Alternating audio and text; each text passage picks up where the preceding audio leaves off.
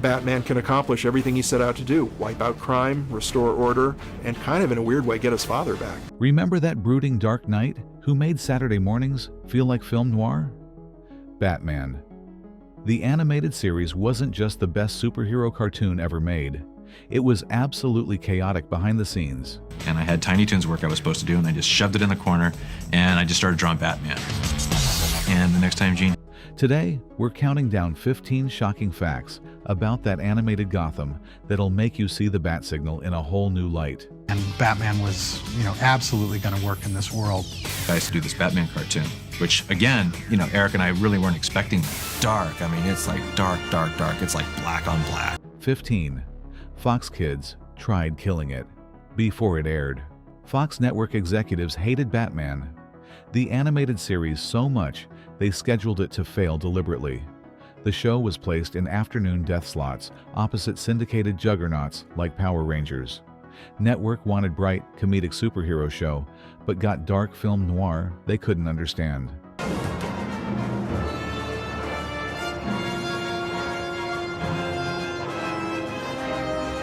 Focus groups of executives called it too depressing for children and demanded comedy rewrites. Bruce Timm and Paul Dini refused every note, threatening to walk if Fox interfered creatively. It's Batman. We figured anybody in any language would be able to look at it and go, oh, it's Batman. The network scheduled minimal promotion budget, ensuring few kids knew it existed initially. Batman succeeded despite Fox actively sabotaging their own expensive prestige production. 14. The Art Deco style was budget compromise.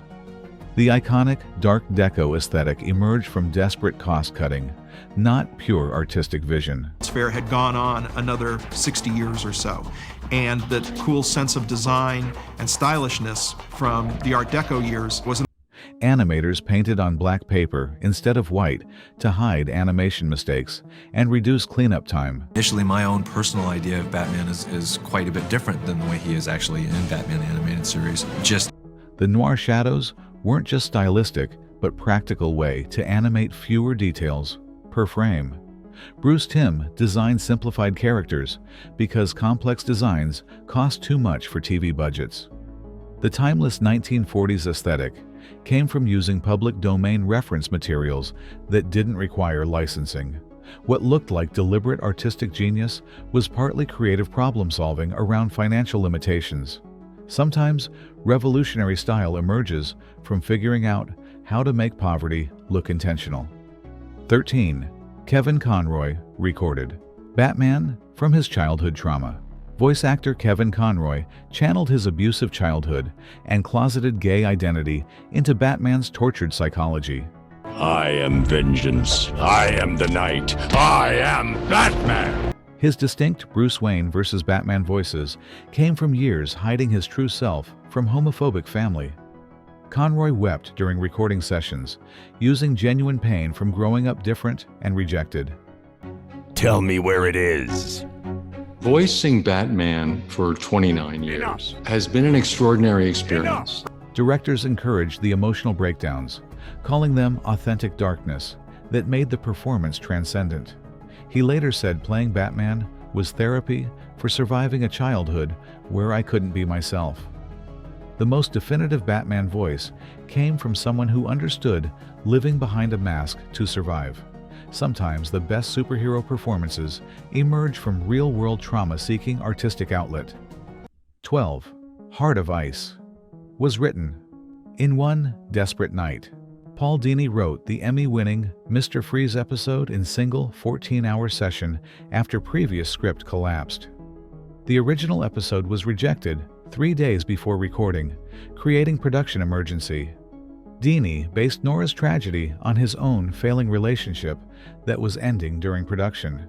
He was drinking heavily while writing, channeling personal heartbreak into Freeze's motivation. The script that revolutionized the villain was created from deadline panic and romantic despair. Heart of Ice won awards because it was one man's genuine grief about love dying, transferred to ice pun villain. The episode that made audiences cry came from writer crying over his keyboard at 4 a.m. 11. Mark Hamill's Joker nearly destroyed his voice. Mark Hamill permanently damaged his vocal cords performing Joker's laugh, requiring surgery after season 1. The signature cackle was so physically destructive that doctors warned continued performance could end his voice acting career. Hamill recorded Joker while in genuine pain, which added authentic menace to the madness. And watch those valuables. It's going to be a bumpy ride. Sound engineers kept throat lozenges and honey available, but Hamill pushed through agony for perfect takes. His vocal injury paralleled Joker's self-destructive chaos, making the performance accidentally method. The laugh that defined the character literally hurt Hamill every time he performed it. Sometimes iconic performances require sacrificing pieces of yourself that never fully heal. 10. Warner Brothers Animation was sweatshop environment. Animators worked 80 to 100-hour weeks during production, with multiple hospitalizations from exhaustion and stress. The studio's crunch culture was so brutal that staff called it the Bat Cave, because they never saw daylight. Several animators developed repetitive stress injuries that ended their careers permanently. Bruce Timm's perfectionism created a toxic environment where good enough was never acceptable. Staff were pressured to work unpaid overtime with threats of replacement by eager young animators. The beautiful animation came from exploited workers pushed beyond humane limits repeatedly. Batman fought crime while his creators were victims of workplace abuse that animation industry normalized. 9. The censors lost every major battle. Fox's Standards and Practices Department tried censoring violence and darkness, but was systematically outsmarted by producers. Tim and Dini learned to submit intentionally extreme content, then compromise to what they wanted originally. They hid adult themes in subtext that censors missed, but older viewers recognized immediately. Almost Got Him featured poker game. With cigar smoke, censors demanded removed, then added back as steam. The producers weaponized ambiguity, making scenes censors couldn't definitively prove violated guidelines. Batman's darkness survived because creators became experts in rules lawyering around network restrictions. Sometimes artistic integrity requires treating censorship as game to outsmart rather than authority to obey. 8. Harley Quinn was created on a dare. Paul Dini created Harley Quinn in one afternoon because Bruce Timm bet him he couldn't invent memorable female villain. And now all this gal wants is to settle down with her lovin' sweetheart. The character was throwaway henchwoman for single episode who wasn't supposed to return.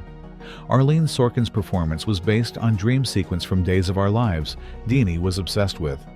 Harley's design took 20 minutes, with no expectation she'd become cultural phenomenon. DC Comics initially rejected her for comics, calling her too silly for serious Batman continuity. The character, who became feminist icon and franchise pillar, was created as joke on a bet. Sometimes, the most important cultural contributions emerge from not taking yourself seriously. 7. Mask of the Phantasm was theatrical sabotage. Warner Brothers released the theatrical film with 6 weeks' notice and zero marketing budget, intentionally. The studio wanted it to fail to prove TV cartoons can't succeed in theaters for tax purposes. Theatrical release was contractual obligation.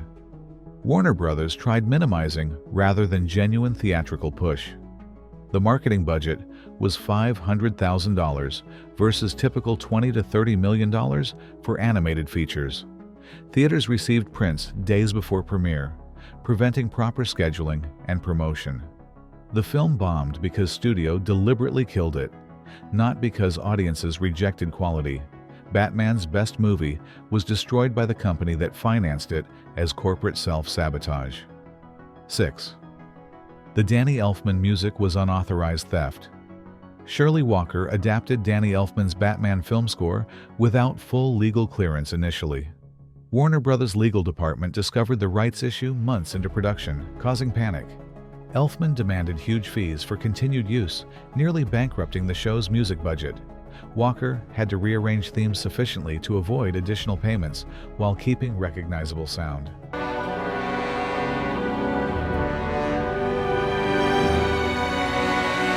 The iconic score that defined the show existed in legal gray area for entire first season. Batman's legendary music was partly borrowed without permission, then reverse-engineered to avoid lawsuits. Sometimes, greatness requires legal risk-taking that could have destroyed everything if discovered sooner. 5. Robin's Reckoning depicted child abuse explicitly.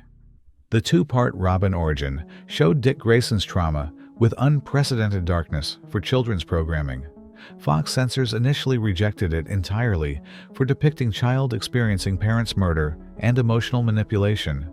The episode showed Tony Zuko's threatening behavior toward children in ways that paralleled real predator grooming.